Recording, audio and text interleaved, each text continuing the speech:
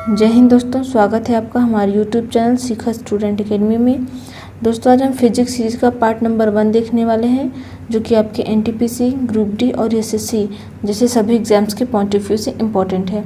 तो चलिए शुरू करते हैं आज की क्लास। और ये रहा हमारा आज का पहला सवाल। उससे पहले यदि आप चैनल पर नए हैं तो चैनल को सब्सक्राइब ज़रूर कर लीजिएगा। और हमारा पहला सवाल है, विद्युत बल्ब बदलता है रासायनिक ऊर्जा को प्रकाश और ताप ऊर्जा में, विद्युत ऊर्जा को ताप ऊर्जा में, विद्युत ऊर्जा को प्रकाश और ताप ऊर्जा में, या फिर विद्युत ऊर्जा को यांत्रिक ऊर्जा में। तो दोस्तों इसका सही उत्तर हो जाएगा विद्युत ऊर्जा को प्रकाश और ताप ऊर्जा में बदलता है। यानी कि कोई भी जब हम बल्ब जलाते हैं तो सबसे पहले वह प्रकाश ऊर्जा में बदलता है, यानी कि लाइट जलती है, इसके बाद तब वह ताप ऊर्जा में बदल जाता है। ठीक है, नेक्स्ट क्वेश्चन, आवेग को किससे परिभाषित किया जाता है? बल गुणे दबाव, बल गुणे समय, बल गुणे आवृत्ति, या फिर बल गुणे दूरी। इसका सही उत्तर हो जाएगा बल गुणे समय। बल गुणे समय से हम आवेश को परिभाषित करते हैं।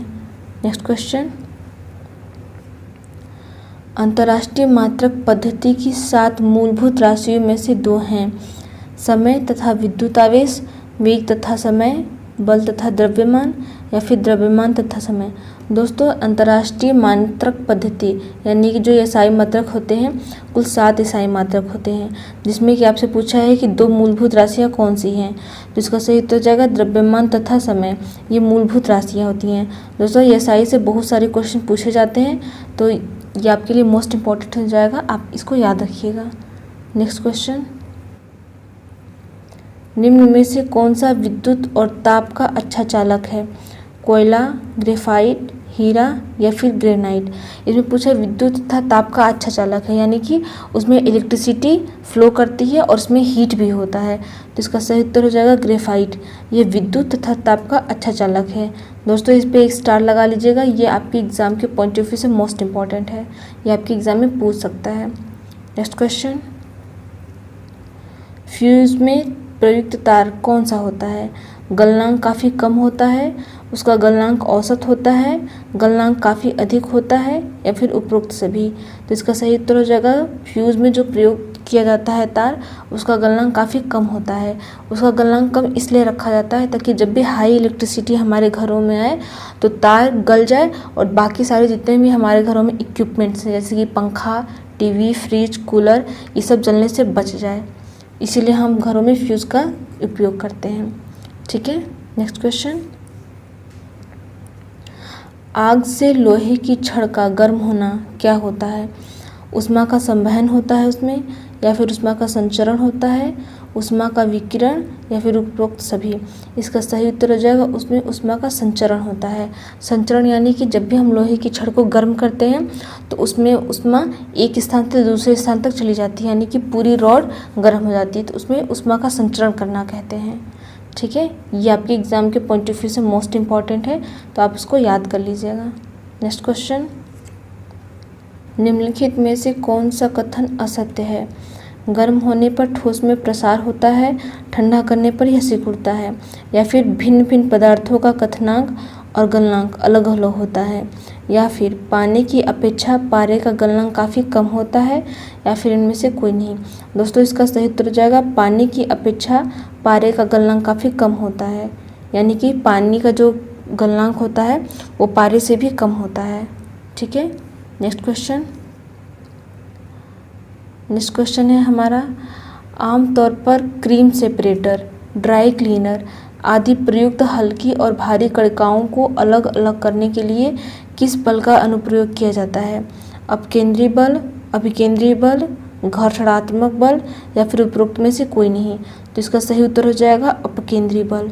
अपकेंद्री बल का प्रयोग हम किसी भी सेपरेटर, ड्राई क्लीनर या फिर हल्की भारी वस्तुओं में करते हैं। तो आपके एग्जाम के पॉइंट ऑफ व्यू से मोस्ट इम्पॉर्टेंट है, इसको याद कर लीजिएगा। नेक्स्ट क्वेश्चन, निम्नलिखित में से क्या विद्युत चुंबकीय तरंग तथा गैर यांत्रिक तरंग का उदाहरण है? रेडियो तरंग, भूकंपीय तरंग, वायु तरंग, या फिर उपरोक्त में से कोई नहीं। तो इसका सही उत्तर हो जाएगा रेडियो तरंग। ये यांत्रिक तरंग का उदाहरण है। ठीक है, और यदि भूकंपीय तरंग की पूछे तो भूकंप का तरंग हम किससे नापते हैं? सिस्मोग्राफ से। यदि पूछा है भूकंप किससे नापते हैं तो सिस्मोग्राफ से हम भूकंप नापते हैं। ठीक है, नेक्स्ट क्वेश्चन। सैन्य बलों को कदमताल करते हुए पुल पार करने की अनुमति नहीं है। क्या कारण है कि पुल क्षतिग्रस्त हो जाता है? इसका सही उत्तर हो जाएगा अनुनाद। अनुनाद यानी कि जिसे वाइब्रेशन भी कहते हैं, यानी कि जब भी सैन्य बलों की जो टुकड़ी होती है वो किसी भी पुल को क्रॉस करेगी तो उनके पैरों के अनुनाद यानी कि वाइब्रेशन से पुल क्षतिग्रस्त हो सकता है। इसलिए उन्हें मना किया जाता है कि जब भी वो पुल क्रॉस करें तो उस पर कदमताल ना करें। तो ये आपके एग्ज़ाम के पॉइंट ऑफ व्यू से मोस्ट इम्पॉर्टेंट हो जाएगा। ऐसे क्वेश्चन एग्ज़ाम में बहुत ज़्यादा पूछते हैं, तो आप इसको याद रखिएगा। Next question. इलेक्ट्रॉन वोल्ट इकाई है या फिर यूनिट है संवेग की, ऊर्जा की, आवेश की या फिर विभवांतर की? तो इसका सही उत्तर हो जाएगा ऊर्जा की। इलेक्ट्रॉन वोल्ट की इकाई क्या हो जाएगी? यूनिट इसकी, ये ऊर्जा की यूनिट हो जाएगी इलेक्ट्रॉन वोल्ट। ठीक है, नेक्स्ट क्वेश्चन। चमगादड़ अंधेरे में किसकी मदद से उड़ने में सक्षम होते हैं? ध्वनि तरंग से, पराबैंगनी किरण से, इंफ्रारेड किरण से या फिर अल्ट्रासोनिक किरण से? इसका सही उत्तर हो जाएगा अल्ट्रासोनिक तरंग से चमगादड़ अंधेरे में उड़ने में सक्षम हो जाते हैं। ठीक है, ये आपके लिए मोस्ट इम्पॉर्टेंट है। ये क्वेश्चन बहुत ज़्यादा पूछा गया है एग्ज़ाम में, तो इसलिए आपके एग्ज़ाम के पॉइंट ऑफ व्यू से मोस्ट इम्पॉर्टेंट है, इसको याद रख लीजिएगा। Next question. पृष्ठ तनाव का एसआई मात्रक क्या है?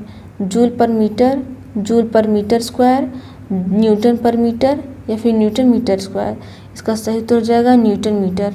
न्यूटन मीटर हो जाएगा पृष्ठ तनाव का एसआई मात्रक। Next question. त्वरण की एसआई इकाई क्या है? न्यूटन पर सेकेंड स्क्वायर, मीटर पर सेकेंड, मीटर पर सेकेंड स्क्वायर या फिर इनमें से कोई नहीं? इसका सही उत्तर हो जाएगा मीटर पर सेकेंड। इसका सही उत्तर हो जाएगा ये त्वरण का एसआई मात्रक है। Next question. बादलों में विद्युत आवेश होता है, इसे किसने प्रमाणित किया था?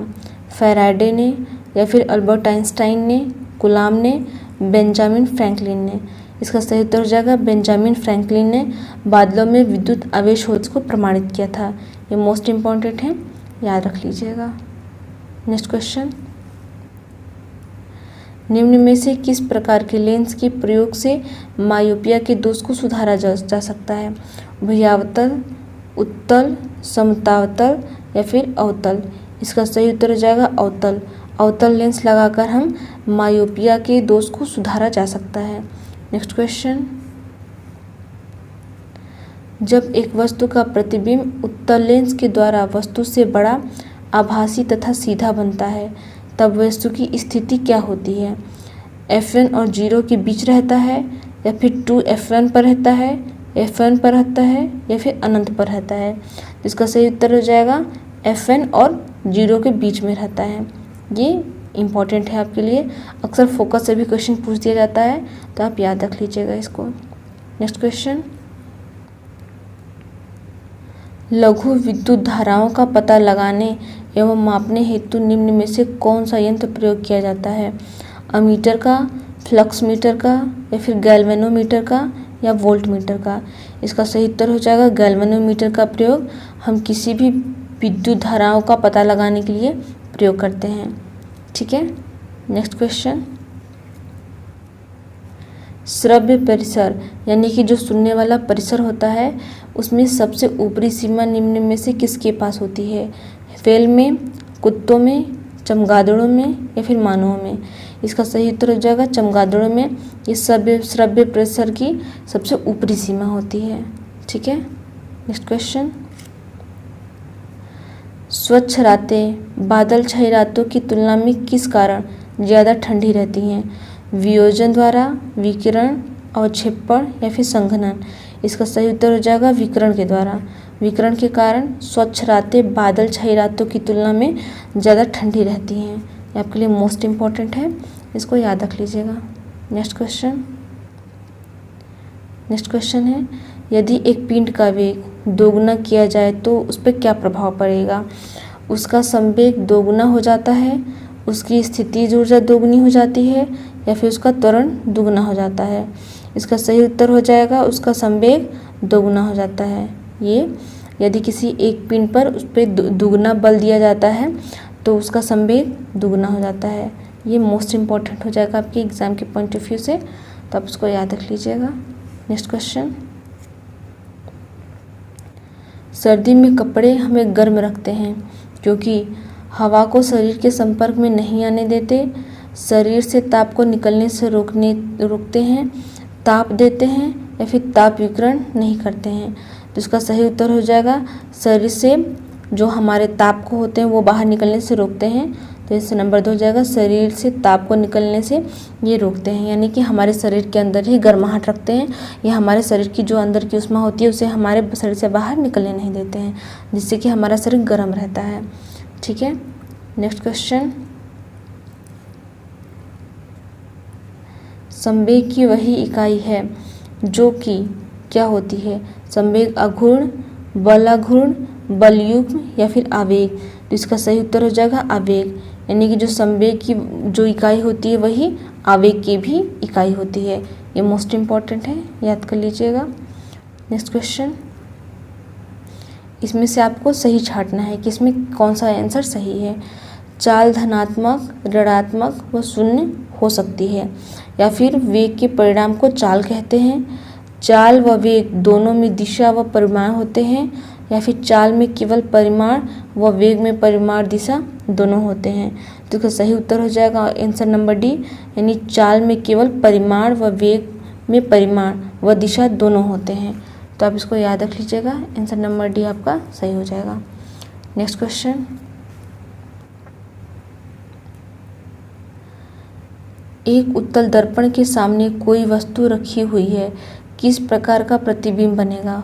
फोकस एफ पर बनेगा जो कि आभासी, सीधा एवं छोटा प्रतिबिंब होगा, या फिर सी ध्रुव फोकस के बीच आभासी, सीधा एवं छोटा प्रतिबिंब बनेगा, या फिर प्रकाशीय केंद्र पर सी पर आभासी वस्तु के समान आकार का सीधा प्रतिबिंब बनेगा। तो इसका सही उत्तर हो जाएगा ये आपका सी, यानी कि बी नंबर, सी ध्रुव पर फोकस के बीच आभासी, सीधा एवं छोटा प्रतिबिंब बनेगा, यानी कि आपका आंसर हो जाएगा ये सी ध्रुव पर फोकस के बीच आभासी, सीधा एवं छोटा प्रतिबिंब बनेगा जबकि एक उत्तल दर्पण के सामने कोई भी वस्तु रखी जाती है। तो आपका ये आंसर सही हो जाएगा। नेक्स्ट क्वेश्चन,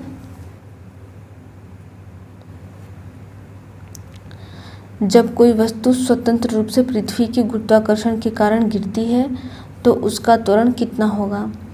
उसका त्वरण 1.5 मीटर प्रति सेकेंड हो सकता है, या फिर 1 मीटर प्रति सेकेंड स्क्वायर, या फिर 0, या फिर 9.8 मीटर प्रति सेकेंड स्क्वायर हो सकता है। इसका सही उत्तर हो जाएगा 9.8 मीटर। 9.8 मीटर प्रति सेकेंड स्क्वायर हो जाएगा उसका स्पीड जब किसी भी वस्तु को स्वतंत्र रूप से पृथ्वी के गुरुत्वाकर्षण के कारण गिरती है।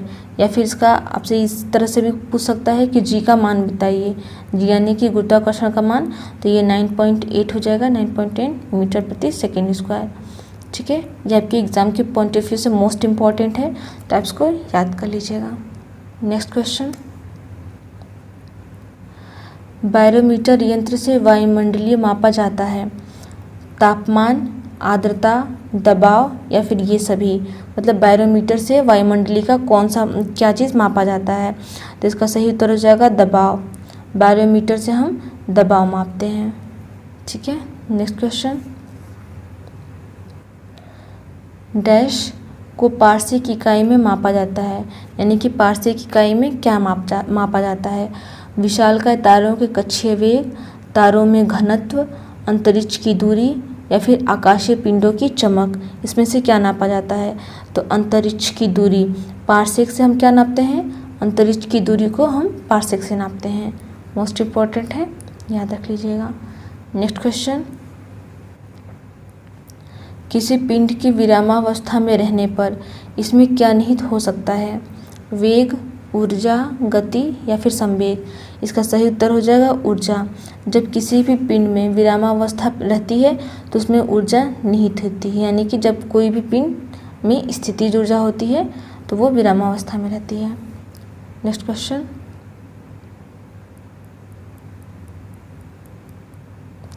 नेक्स्ट क्वेश्चन, किसी पिंड की विरामावस्था में रहने पर उसमें कौन सी ऊर्जा निहित रहती है, यानी कि कौन सी ऊर्जा उसमें बनी रहती है।